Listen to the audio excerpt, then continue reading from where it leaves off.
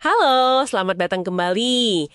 Kali ini kita mau coba bedah satu aturan hidup lagi nih, dari buku Jordan Peterson, Beyond Order. Kita pakai kutipan-kutipan langsung dari bukunya ya sebagai sumber.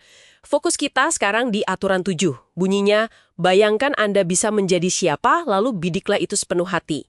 Ini menarik banget karena menyangkut hubungan antara perjuangan disiplin ke satu arah gitu ya, dengan pembentukan karakter yang tangguh.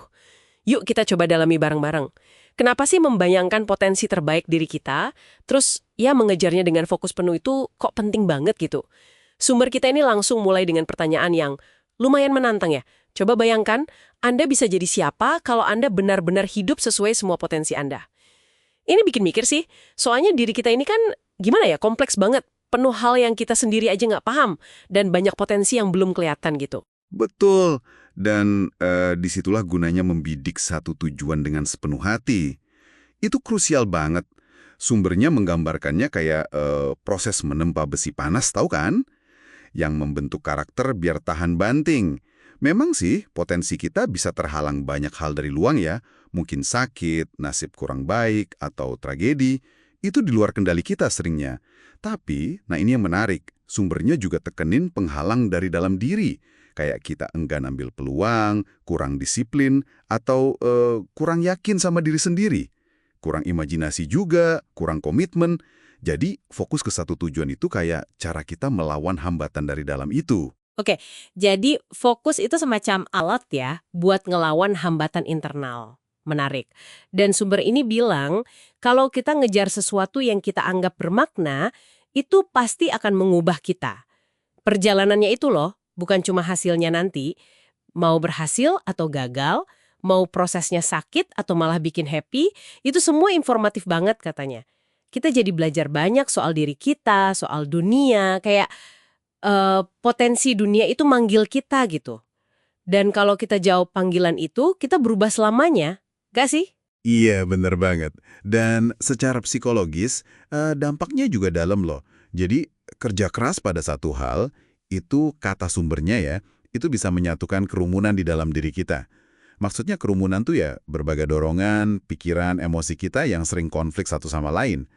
Nah, fokus ini bikin semuanya jadi lebih satu arah. Jadi satu hal, kita jadi lebih utuh, lebih terintegrasi.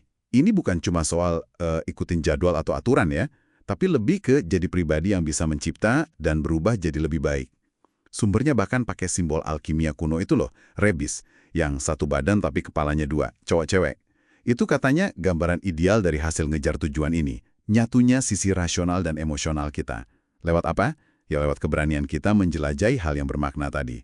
Intinya sih fokus ini bantu kita nyatuin bagian-bagian diri yang sering terasa kepisah. Wah, dalam juga ya. Terus gimana nih hubungannya sama makna hidup? Apalagi kan hidup seringkali penuh penderitaan ya. Nah, ini dia. Sumbernya bilang, cara terbaik buat ngelawan rasa pahit atau dengki yang bisa muncul karena penderitaan hidup itu, ya dengan membidik tujuan tertinggi. Tujuan tertinggi ya? Iya. Dan ini bukan jalan gampang. Ini nuntut tanggung jawab penuh. Maksimal malah.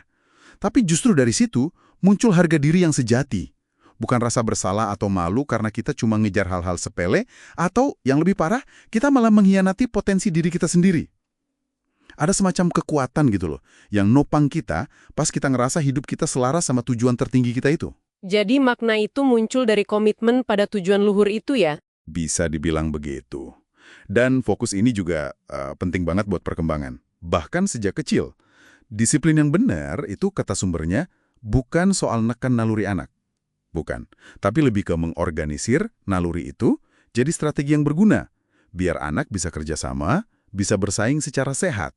Contohnya, dorongan agresif itu nggak dihilangin, tapi disalurin, diintegrasikan jadi ketekunan, jadi daya saing yang terkontrol buat ngejar tujuan yang lebih tinggi. Jadi ini bukan penindasan ya, tapi penyaluran energi. Oh, oke. Jadi kayak latihan awal gitu ya, buat nanti dewasa bisa bikin pilihan-pilihan yang benar. Persis, ini bagian dari ngebentuk kepribadian yang matang, yang tahu kapan harus ikut aturan, tapi juga tahu kapan harus secara bijak, mungkin sedikit melanggar aturan itu demi tujuan yang lebih besar di balik aturan itu sendiri. Oke, oke. Jadi kalau kita simpulkan nih ya, pesan utamanya kuat banget, membidik satu tujuan luhur dengan fokus penuh. Itu bukan cuma soal nyampe target, tapi ini adalah proses pembentukan karakter, nemuin makna hidup, dan bangun ketahanan diri. Kita kayak ditempa jadi pribadi yang lebih utuh, lebih nyatu gitu ya. Betul sekali. Nah, sekarang mungkin saatnya buat Anda yang dengerin, coba deh luangkan waktu sebentar, coba renungkan. Potensi Anda itu apa aja sih? Kira-kira, tujuan luhur tunggal apa yang bisa Anda kejar dengan sepenuh hati? Dan coba bayangkan, gimana proses ngejar itu nanti, dengan fokus penuh, bisa mengubah dan menempa diri Anda? Pertanyaan yang bagus buat direnungkan ya. Dan sebagai penutup nih, ada satu pemikiran lagi dari sumber ini yang menarik banget. Kata kebenaran. Maksudnya kemampuan untuk berkata dan bertindak jujur yang jadi dasar tatanan hidup yang stabil, itu ternyata munculnya dari kepribadian yang terintegrasi dan disipil ini. Jadi pertanyaannya mungkin kebenaran macam apa ya yang mungkin bisa terungkap dan terwujud dalam hidup Anda kalau Anda benar-benar berani komitmen pada satu tujuan mulia. Sesuatu untuk dipikirkan. Sampai jumpa di pembahasan berikutnya.